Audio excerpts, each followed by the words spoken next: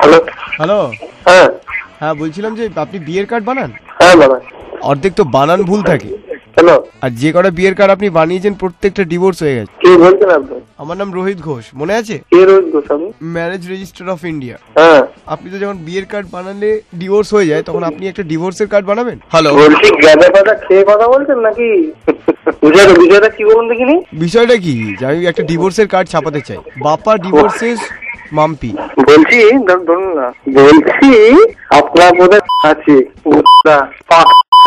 তোর বাচ্চা তোর জন্ম।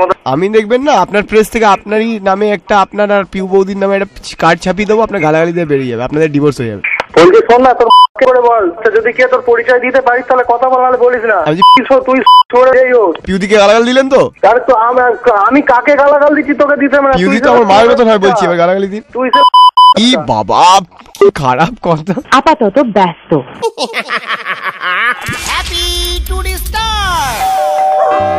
Only on Meter Down, RJ সায়নের সাথে সোম থেকে শনি সন্ধে 6টা থেকে 9টা, Viva 104 FM এ।